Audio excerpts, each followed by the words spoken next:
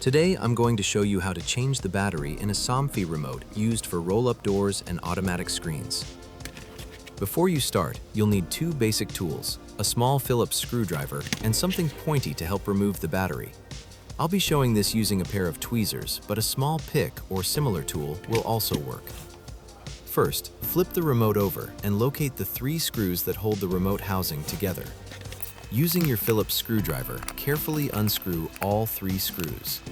These are small screws, so take your time and place them somewhere safe so they don't get lost. Once the screws are removed, the backplate should come loose and can be lifted off.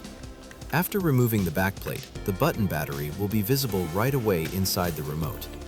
To remove it, take your pointy tool and gently insert it into the small slot on the battery holder.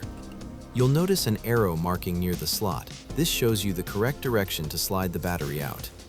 Gently push and slide the battery out of the holder without forcing it. Next, take your replacement battery and slide it back into the holder, making sure it goes in fully and sits flat in place. Once the new battery is installed, put the backplate back onto the remote, align everything properly, and screw all three screws back in snugly. That's it. Your Somfy Remote is now ready to be used again. If this video helped, like and subscribe for more tips and tutorials from Garage Door Geeks.